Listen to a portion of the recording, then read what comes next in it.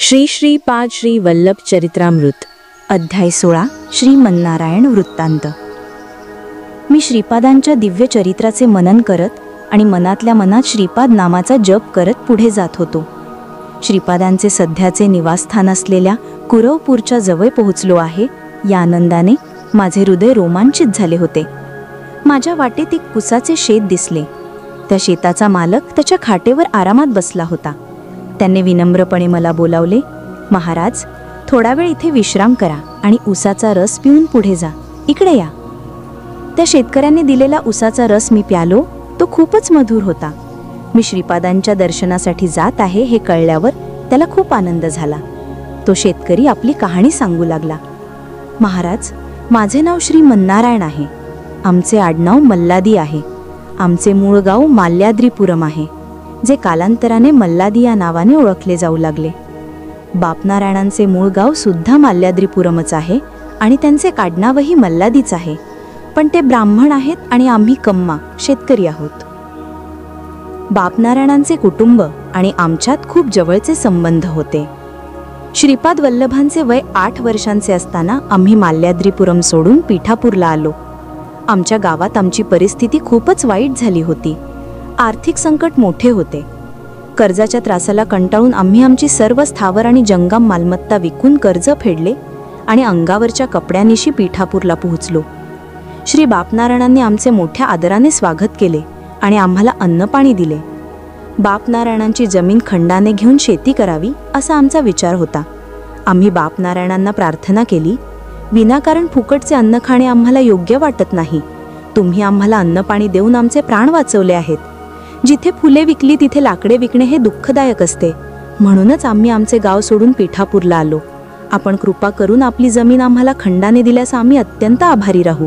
आमच्यावर कृपा करा। त्या दिवशी श्रीपाद बापनाऱ्यांच्या घरी उपस्थित होते। ते म्हणाले, बापनाऱ्यांच्या घरी मिळणारे अन्न प्रसादासारखे आहे। ज्यांच्यावर दैवी कृपा नाही त्यांना तो प्रसाद मिळत नाही। बापनाऱ्यांसारख्या महातपस्वींचे दर्शन मिळणे हे सुद्धा सामान्यांसाठी दुर्लभ आहे। तुमच्या पूर्वपुण्याईमुळे तुम्हाला हे भाग्य लाभले आहे। श्री बापनाऱ्यांनी सांगितले, मी माझ्या जमिनी आधीच शेतकऱ्यांना दिल्या आहेत आणि ते शेती करत आहेत। योग्य कारणाशिवाय त्यांना हटवणे हे धर्मविरुद्ध आहे। काही दिवस धीर धरा, काहीतरी मार्ग नक्कीच निघेल। तेव्हा श्रीपाद म्हणाले, हे घ्या, हे मूठभर उडीद, हे एका फडक्यात चांगले बांधून घ्या आणि पश्चिमेकडे प्रवास करा। तुमची इच्छा पूर्ण झाल्यावर हे उडीद फेकून द्या। दगडाखाली असलेल्या बेडकालाही अन्न पुरवणारा जगतप्रभू तुमची अन्न पाण्याची सोय करणार नाही का? विजय होऊन पुढे जा। आम्ही बापनाऱ्यांच्या घरी शेवटचे जेवण केले आणि पदराला बांधलेले उडीद घेऊन पश्चिमेकडे निघालो। श्रीपादांच्या कृपेने आम्हाला प्रवासात कधीही अन्न पाण्याची कमतरता भासली नाही। न मागता आम्हाला जेवण मिळत होते। हे खूपच विचित्र होते। आम्ही आंध्रदेश ओलांडून कर्नाटक देशात पोहोचलो। वाटेत आम्हाला एक झोपडी दिसली। त्यात फक्त एक वृद्ध जोडपे राहत होते। ते सुद्धा कम्मा समाजाचे होते।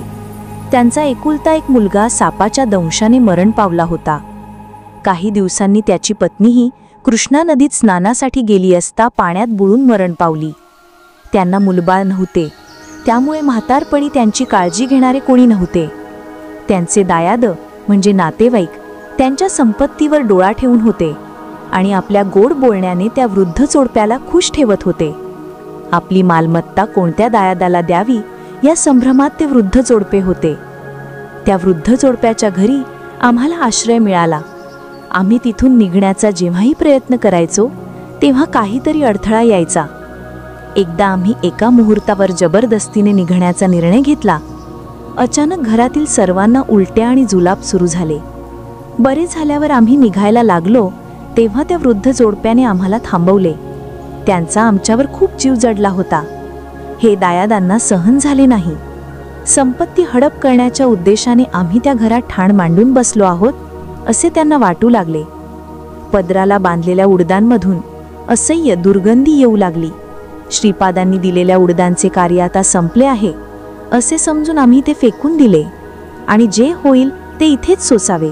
असा निश्चय केला. दायादांना फक्त वृद्ध जोडप्याची संपत्ती हवी होती, त्यांची काळजी नको होती. आम्ही त्यांच्याच समाजाचे असल्यामुळे वृद्ध जोडप्याने आम्हाला दत्तक घेऊन आपली मालमत्ता आम्हाला देण्याचा निश्चय केला. ही गोष्ट दायादांच्या लक्षात आली. त्यांना ह्याचे खूप दुःख झाले, म्हणून त्यांनी आपापसात तडजोड केली. संपत्ती समान वाटून घ्यायची आणि आम्हाला कोणत्याही प्रकारे त्या घरातून हकलून द्यायचे असे त्यांनी ठरवले. दायादांच्या ओळखीचा एक ज्योतिषी होता. त्यांनी त्याला हाताशी धरून त्या वृद्ध जोडप्याच्या घरी आणले. तो ज्योतिषी म्हणाला, तुमच्या घरात आलेले हे पाहुणे अत्यंत अमंगळ आहेत. ते ज्या घरात राहतील त्या घरात लक्ष्मी नांदणार नाही, उलट सर्व प्रकारचे दारिद्र्य येईल. शक्य तितक्या लवकर त्यांना तुमच्या घरातून पाठवून द्या. त्यावर ते वृद्ध जोडपे म्हणाले, तुम्ही त्यांच्या पत्रिकेत सांगितल्याप्रमाणे जर त्यांना दारिद्र्य योग असेल तर त्यावर उपायसुद्धा शास्त्रात सांगितलेला असेल. कितीही खर्च आला तरी चालेल, पण त्यांच्यावरील सर्व अमंगळ दूर होऊन त्यांना सर्व प्रकारचे मंगल प्राप्त व्हावे यासाठी पूजाविधी करा, अशी आमची तुम्हाला विनंती आहे. संपूर्ण जग देवांच्या अधीन आहे. सर्व देव मंत्रांच्या अधीन आहेत आणि ते मंत्र ब्राह्मणांच्या अधीन आहेत. त्यामुळे तुम्हीच आमच्यासाठी पृथ्वीवरचे देव आहात. आमची विनंती मान्य करा. आता ज्योतिषाकडे पूजाविधी करण्याची व्यवस्था करण्याशिवाय दुसरा कोणताही मार्ग नव्हता. श्रीमन नारायण पुढे शंकर भटांना म्हणाले, हे बघा शंकर भट, अन्नासाठी पावसाची गरज असते. पाऊस यज्ञाने पडतो. यज्ञ कर्मातून उत्पन्न होतो आणि सर्व कर्मांचे मूळ वेद आहेत. मनुष्याने यज्ञाद्वारे देवतांची आराधना करावी आणि देवतांनी त्यांना श्रेय प्रदान करावे. अशा प्रकारे मानव आणि देवतांमध्ये परस्पर अवलंबित्व आहे. देवयज्ञ, मनुष्ययज्ञ, भूतयज्ञ, पितृयज्ञ आणि ब्रह्मयज्ञ असे यज्ञाचे 5 प्रकार आहेत. श्रीपादांच्या लीला अजब असतात. त्या वृद्ध जोडप्याच्या पैशाने आम्हाला सर्व प्रकारचे मंगल प्राप्त व्हावे यासाठी श्रेष्ठ ब्राह्मणांद्वारे यज्ञ करण्यात आला. खरे तर आमच्या पत्रिकेत कोणत्याही प्रकारचे दोष नव्हते. त्या वृद्ध जोडप्याच्या पुण्याईने आम्हाला परमपवित्र यज्ञ पाहण्याचे भाग्य लाभले. इंद्र इत्यादी देव हे परोक्ष देव आहेत, तर ऋत्विज म्हणजे यज्ञ करणारे ब्राह्मण हे प्रत्यक्ष देव आहेत. होमात अर्पण केलेल्या थोड्याशा हविष्य म्हणजे आहुती मंत्रांच्या सामर्थ्यामुळे ज्या देवतेला जेवढे आवश्यक आहे तेवढे वाढून मिळते. पृथ्वीचा भार या 7 गोष्टींनी उचलला आहे. गायी, वेद, ब्राह्मण, पतिव्रता, सत्यवान, निर्लोभी आणि दानशूर व्यक्ती यांच्यामुळे पृथ्वीचा भार उचलला गेला आहे. शेतीसाठी बैल अत्यंत आवश्यक आहे. गाईमाता दूध, तूप, दही यांसारखे भोग्य पदार्थ देऊन मनुष्याच्या ऐहिक जीवनासाठी आणि यज्ञयागाद्वारे पारलौकिक जीवनासाठी खूप मोठे योगदान देते. इंद्र इत्यादी सर्व देव वेदांच्या मंत्रांनी अर्पण केलेले हविष्य स्वीकारतात. सर्व धर्मांचे मूळ वेदच आहेत, म्हणून वेदांनी सुद्धा पृथ्वीचा भार उचलला आहे.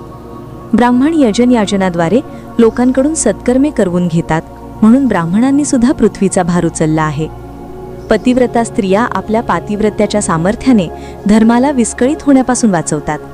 सत्यवान लोक आपल्या सत्यवचनाच्या पालनाने आणि सत्य संकल्पाने पृथ्वीचे रक्षण करतात. निर्लोभी लोक लोभ सोडून सामूहिक जीवनातील माधुर्य इतरांना वाटतात. दानशूर लोक आपल्या ऐहिक धनाने आणि पारलौकिक धन असलेल्या पुण्यधनाने दीन, दुबळे आणि अभाग्यांचे रक्षण करतात. श्री बापनार्यांसारख्या महापुण्यवान व्यक्तीच्या दर्शनासाठी आम्हाला निमित्त मात्र बनवून यज्ञपुरुष असलेल्या श्रीपादांनीच अप्रत्यक्षपणे हा यज्ञविधी पूर्ण केला आणि आम्हाला धन्य केले. श्रीपादांनी आपल्या भक्तांचे रक्षण कसे केले? यज्ञ कोणत्याही अडथळ्याविना पार पडला. त्या वृद्ध जोडप्याने आम्हाला त्यांचे वारसदार म्हणून घोषित केले. ही सर्व घटना दायादांना म्हणजे नातेवाईकांना अजिबात आवडली नाही. आमच्या एका शेतात मिरचीचे पीक होते. त्या शेताच्या 4ही बाजूंना ताडाची झाडे होती. ती झाडे ताडी काढण्यासाठी गौड समाजाच्या लोकांना दिली होती. आमच्या दायादांनी वाममार्गाने मिरच्या तोडून नेण्याचा प्रयत्न केला. त्यांनी अनेक पोती भरून मिरच्या तोडल्या. ती सर्व पोती बैलगाडीत टाकून घेऊन जाण्याच्या तयारीत ते होते. त्याच वेळी मी शेतात गेलो. तिथले दृश्य पाहून मी थक्क झालो. मी एकटा होतो आणि ते 10 जण होते. आश्चर्य म्हणजे त्याच वेळी एका ताडाच्या झाडावरून ताडी पिणारे एक अस्वल खाली पडले. अस्वलाला तर सर्वच घाबरतात. ते आपल्या तीक्ष्ण नखांनी माणसांच्या शरीराचे मांसही ओरबाडून काढू शकते. त्याची नखे लागल्यास शरीरातील रक्तही विषारी होते. ते अस्वल थेट बैलगाडी जवळ आले. आमचे दायात भीतीने सैरावैरा पळू लागले. मी सुद्धा भीतीने व्याकुळ होऊन श्रीपादांच्या नावाचा जप करू लागलो. ते भयंकर अस्वल अत्यंत शांत झाले आणि मी श्रीपादांच्या नावाचा जप करताच आपल्या हाताने टाळ्या वाजवत प्रसन्न झाले. मी मिरच्यांच्या पोत्यांनी भरलेली बैलगाडी घेऊन घरी पोहोचलो. माझ्या गाडीच्या पुढे ते अस्वल चालत होते. आमच्या घरातील वृद्ध जोडप्यालाच नव्हे तर आजूबाजूच्या सर्वांनाच याचे खूप आश्चर्य वाटले. त्या रात्री आम्ही सर्वजण श्रीपाद श्रीवल्लभांच्या नावाचा जप करत होतो. अस्वलही शांतपणे नामस्मरणाच्या वेळी टाळ्या वाजवत होते. श्रीपादांचा प्रसाद त्या अस्वलानेही आनंदाने स्वीकारला. त्या दिवसापासून ते अस्वल आमच्या घरातील एका सदस्याप्रमाणे वावरू लागले. ते आमच्या कुटुंबातील सदस्यांवर खूप प्रेम दाखवत असे, पण आमच्या कुटुंबाबद्दल वैरभाव ठेवणाऱ्यांना ते खूप घाबरवत असे. ते अस्वल आमच्या सर्व शेतांची राखण करत होते, त्यामुळे आम्हाला चोरांची भीती उरली नाही. आमच्या घरात दररोज दत्तप्रभूंच्या लीलांविषयी चर्चा आणि श्रीपाद श्रीवल्लभांचे नामस्मरण अविरतपणे चालू असे. श्रीमन्नारायण हे सर्व सांगत असतानाच ते अस्वल उसाच्या शेतात आले. त्याला पाहताच मला घाम फुटला, पण त्याने माझ्याशी खूप मैत्रीपूर्ण व्यवहार केला. मी श्रीपादांच्या नावाचं जप सुरू करताच ते आनंदाने उड्या मारू लागले. श्रीमन्नारायण पुढे सांगू लागले, आमच्या आसपासच्या गावांमध्ये एक तांत्रिक आला होता. त्याने काही क्षुद्र उपासना करून काही शक्ती प्राप्त केल्या होत्या. तो आपल्या प्रभावाखाली आलेल्या लोकांकडून भरपूर पैसे उकळत असे. आमच्या दायादांनी त्या तांत्रिकाचा आश्रय घेतला. तो तांत्रिक आमच्या गावात आला. त्याने आमच्या घरातील अस्वलावर आपला तंत्रप्रयोग केला. अस्वलाची सर्व शक्ती नाहीशी झाली. तांत्रिकाचे अनुयायी खूप आनंदी झाले. अस्वल निश्चल होऊन पडून होते. त्या तांत्रिकाने एका योग प्रक्रियेद्वारे अस्वलाच्या चैतन्याशी एकरूपता साधली आणि दुसऱ्या योग प्रक्रियेद्वारे त्याची सर्व शक्ती स्वतःमध्ये खेचून घेतली. श्रीपाद आपल्या भक्तांना त्यांच्या प्रारब्ध कर्मांपासून वाचवतात. श्रीपादांच्या लीला अकल्पनीय आहेत. त्यामागील कार्यकारण संबंध शोधण्याचा प्रयत्न करणे व्यर्थ आहे. कारणाशिवाय कोणतेही कार्य घडत नाही. इंद्राने आपल्या धर्मानुसार भरपूर पाऊस पडला. श्रीकृष्णाने आपल्या धर्मानुसार गोवर्धन पर्वत उचलून आपला गोपाल धर्म पूर्ण केला. त्याचप्रमाणे श्रीपादांनीही त्या तांत्रिकाच्या योगशक्तींना काम करू दिले. अस्वलाला तांत्रिकाच्या प्रयोगाचा त्रास झाला, परंतु अस्वलाच्या कोणत्या तरी पुण्यानुषामुळे ते श्रीपादांचे भक्त बनले होते. ते मुकेपणाने रडत होते. श्रीपाद सर्व जीवांचे रडणे नक्कीच ऐकतात. ते प्रत्येकाला त्यांच्या कर्मानुसार फळ देताना आपल्या कृपेने पापकर्मांच्या फळांची तीव्रता कमी करतात. श्रीमन्नारायणाच्या घरी दत्तकथा आणि श्रीपाद श्रीवल्लभांचे नामपठण नेहमीप्रमाणे सुरू होते. तिथे जमलेल्या काही भक्तांच्या मनात अनेक शंका होत्या. काही जण दुसऱ्याच विचारात होते, तर काही श्रद्धाळू भक्तांची श्रीपादांवर अढळ श्रद्धा होती. नामपठण चालू असताना एक चमत्कार घडला. निश्चेष्ट होऊन एखाद्या प्रेताप्रमाणे पडलेल्या अस्वलामध्ये चैतन्य येऊ लागले. ते आपल्या पूर्वीच्या सर्व शक्ती परत मिळवू लागले. भक्त जेव्हा नामपठण करत होते तेव्हा ते आनंदाने उड्या मारत होते. दत्तात्रयांचा योग पूर्वीच्या सर्व योग प्रक्रियांपेक्षा श्रेष्ठ आहे. अस्वलातील अस्वला आत्मचैतन्य तांत्रिकाकडे हस्तांतरित होऊ लागले आणि तांत्रिकाचे मानवी आत्मचैतन्य अस्वल तत्वात बदलू लागले. अस्वलामधील अस्वल तत्व नाहीसे होऊन त्यात मानवतेचा विकास होऊ लागला. मानवी आकृतीत असूनही अस्वल तत्वात बदल झाल्यामुळे तो तांत्रिक अस्वलाप्रमाणे वागू लागला. त्याच्याच अनुयायांनी त्याला दोरीने बांधून जंगलात सोडून दिले. अस्वल मानवी भाषेत बोलू लागले, सज्जन हो, मी माझ्या मागील जन्मात एक सावकार होतो. मी जास्त व्याज आकारून लोकांना खूप त्रास दिला. त्याचे फळ म्हणून मला हा अस्वलाचा जन्म मिळाला. पूर्वपुण्याईमुळे मला श्रीपादांची कृपा लाभली. श्रीपाद हे साक्षात दत्तप्रभू आहेत हे लक्षात घ्या. त्यांच्या कृपेने मला आता उत्तम जन्म मिळणार आहे. त्या तांत्रिकाने अनेक पापकर्मे केली आहेत. त्यात भर म्हणून त्याने श्रीपादांचा भक्त आणि एक मोका प्राणी असलेला माझे वाईट करण्याचा प्रयत्न केला. त्यासाठी श्रीपादांनी त्याला शिक्षा दिली. रक्षण आणि शिक्षा दोन्ही श्रीपादांमध्येच आहेत. जे निश्चल भक्तीने त्यांची आराधना करतात त्यांच्यावर ते नेहमी प्रसन्न असतात.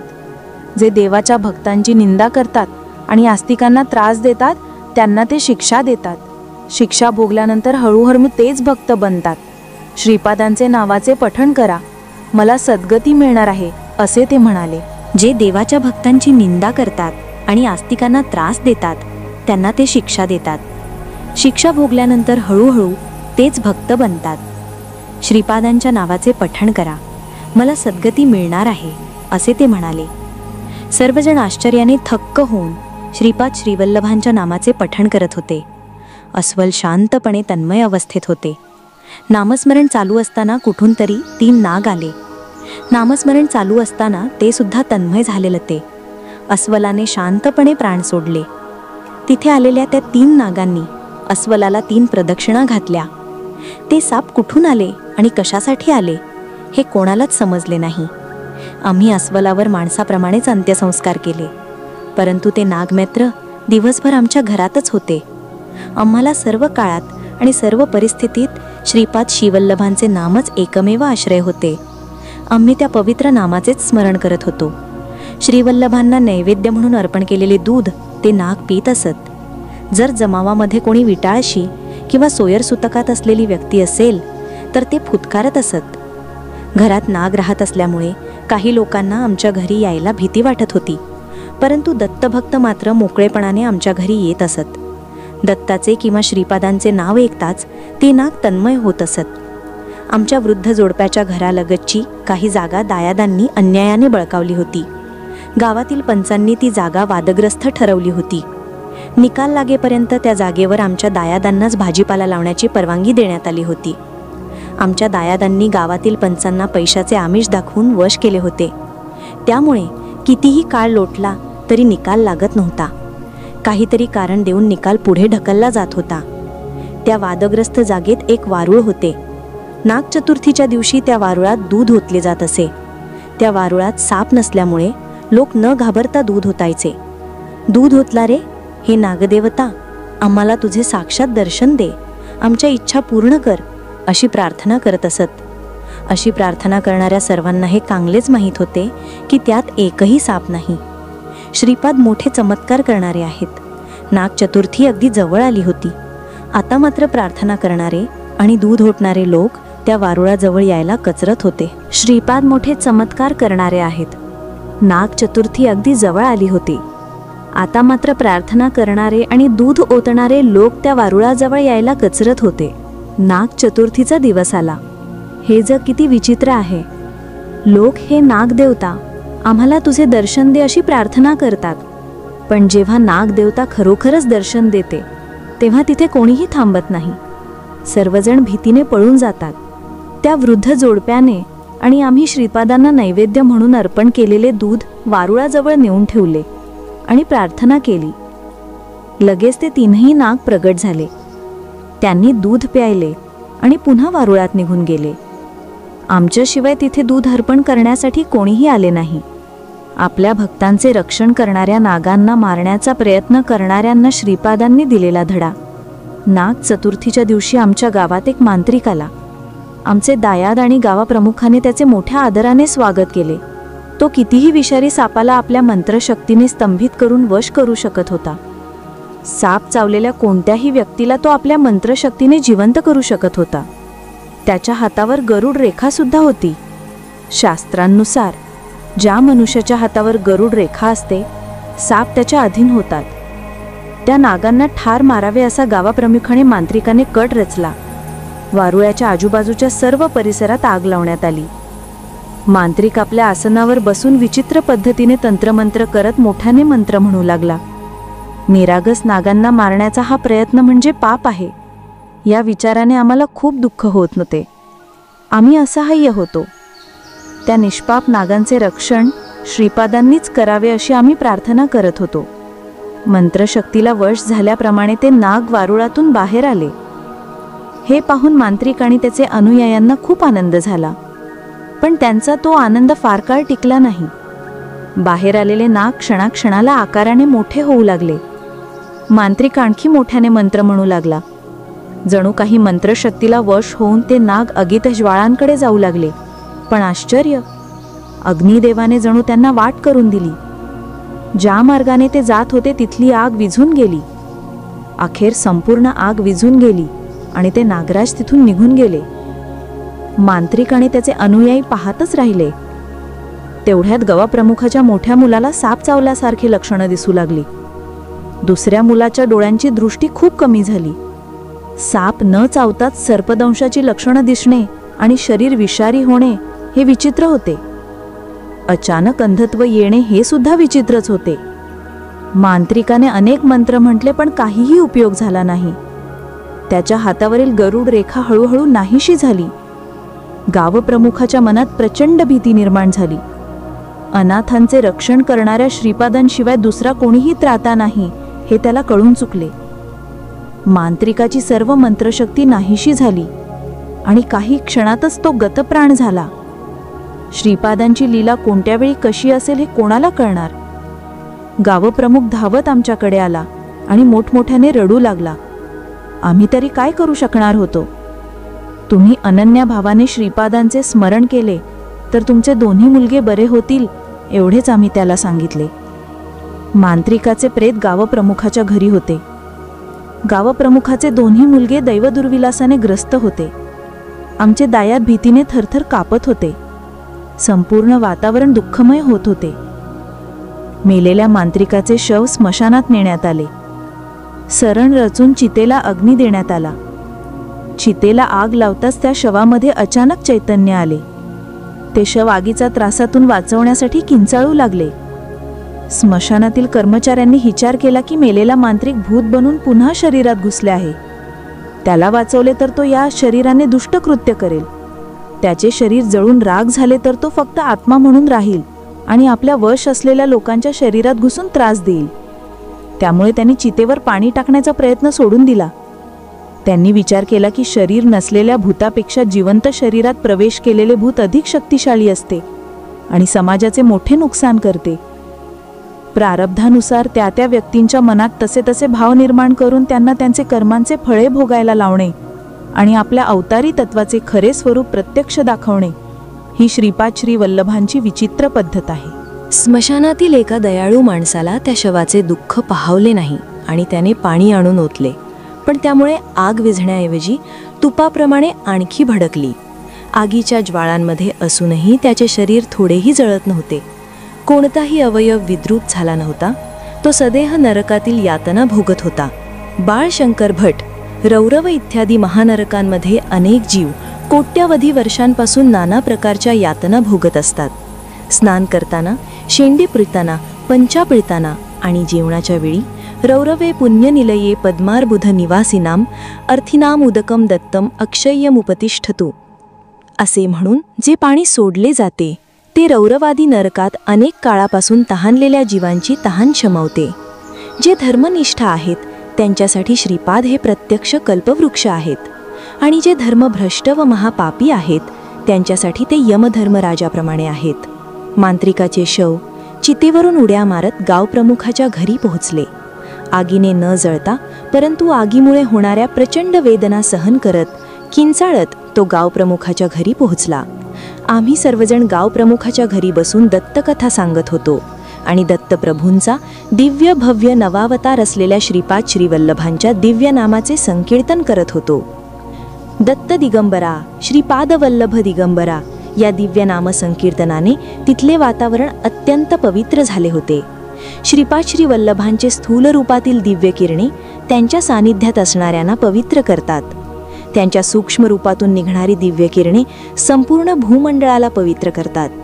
त्यांचे कारण रूपातून निघणारी दिव्य किरणे कोट्यावधी ब्रह्मांडांना पवित्र करतात. त्यांचे महाकारण शरीर नेहमी सच्चिदानंद अद्वैत स्वरूपात महाविश्रांतीमध्ये असते. त्यातून निघणारी दिव्य किरणे सालोक्य, सामिप्य, सायुज्य अवस्थेत असलेल्या अवधूतांना, अंशावतारांना, महासिद्ध पुरुषांना आणि महायोग्यांना पवित्र करतात.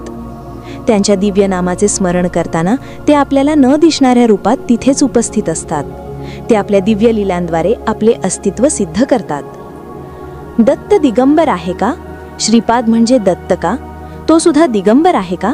कपड्यांशिवाय फिरणारा वेडा आहे का? असे म्हणून त्या मांत्रिकाने श्रीपादांची थट्टा केली होती. आता त्याच श्रीपादांनी त्याला स्मशानातून उचलून ज्या ठिकाणी त्यांच्या नामाचे स्मरण होत होते तिथे आणले आणि आगीच्या ज्वाळांनी शरीर होरपळत असताना दिगंबर अवस्थेत आपल्या भक्तांसमोर उभे केले. ही काही सामान्य गोष्ट आहे का? सामान्य योग्यांना हे शक्य आहे का?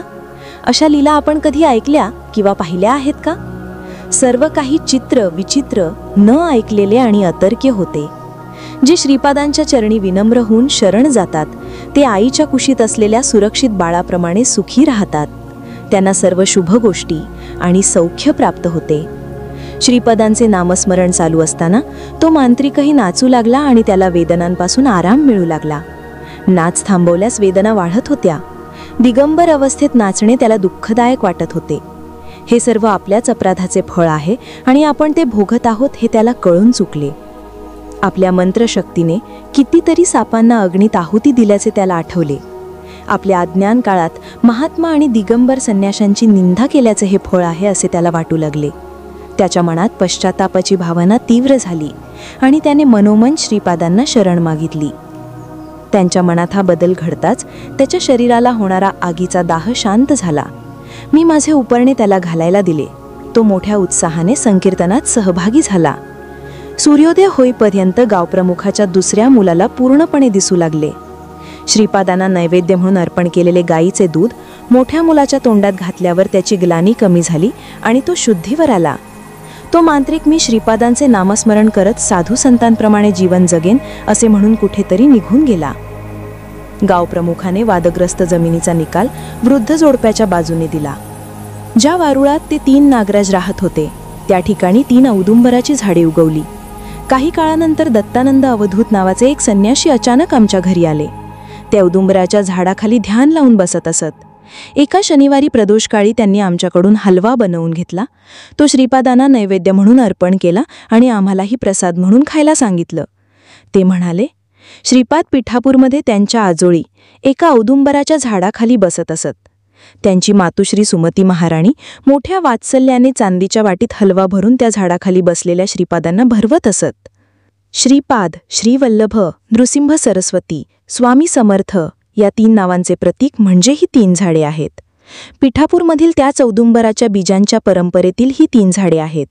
भविष्यात पिठापूरमधील त्याच औदुंबराच्या बीजांच्या परंपरेतील एक बीज श्रीपादांच्या जन्मस्थानी औदुंबर म्हणून उगवेल आणि तिथेच त्यांच्या दिव्य मूर्तीची प्रतिष्ठापना होईल. भविष्यात त्या औदुंबराच्या झाडाखाली असलेल्या श्रीपादांना शनी प्रदोषकाळी जो कोणी हलव्याचा नैवेद्य अर्पण करेल त्याला श्रीपादांची कृपा निश्चितपणे लाभेल. ही विचित्र कथा ऐकल्यानंतर माझी भक्ती आणखी तृण झाली. दुसऱ्या दिवशी मी कुरवपूरकडे प्रस्थान केले. श्रीपाद श्रीवल्लभांचा जय जयकार असो.